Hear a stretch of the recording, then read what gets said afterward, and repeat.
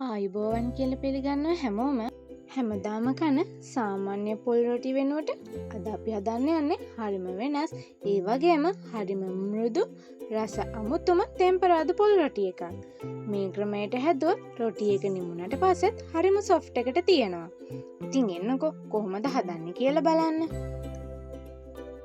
මුලින්ම අපි භාජනයක් ලිපේ තියලා තෙල් ටිකක් දාගන්නවා.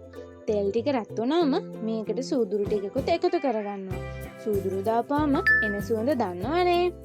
ඊට පස්සේ ඒකටම පොඩියට කපාගත්ත ලොකු ලුණු, කරපිංච සහ ලස්සන පාටක් වගේම ගුණයක් එකතු වෙන්න කැරට් ටිකකුත් දාලා හොඳට කලවම් කරගන්නවා. ලුණුවේ කැරටුවේ ටිකක් තැම්බීගෙන එද්දි රස අනුව ලුණු කුඩු සහ ලස්සන කහ පාටක් ගන්න කහ කුඩු ටිකකුත් දාලා ආයෙත් කලවම් කරගන්නවා. ඊළඟට අපි ගාගත්ත පොල් ටිකකුත් එකතු කරලා මේ ඔක්කොම ටික හොඳට තෙම්පරාදු කරගන්නවා. ඔන්න දැන් තමයි රහස. මේ ඔක්කොම හොඳට තෙම්පරාදු වුණාට පස්සේ අපි පාන් පිටි ටික මේ භාජනයටම එකතු කරලා ලිපේ තියෙද්දිම හොඳට කලවම් කරගන්නවා.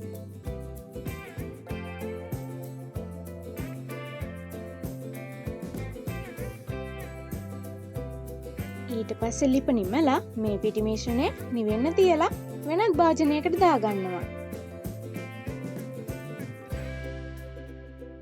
දැන් මේකට වතුර චුට්ට එකතු කරමින් පදමට එනකම් හොඳට අනා ගන්නවා.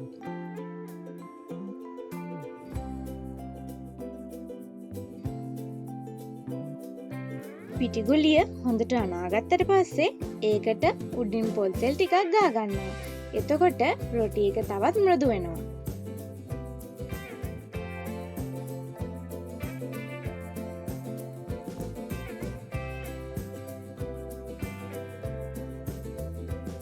ඊට පස්සේ පිටිගුලියෙන් අපි පොඩි පොඩි බෝල හදා ගන්න ඕන.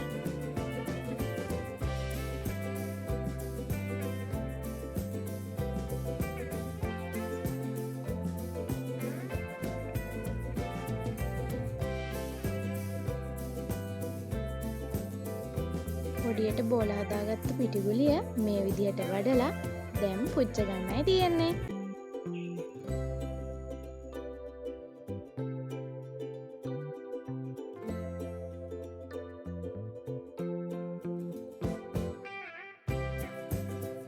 බලන්නකො යාළුවනේ සූදුරු කැරට් දාලා හදපු අපේ තෙම්පරාදු පොල් රොටි එකේ ලස්සන හරිම සුවඳයි.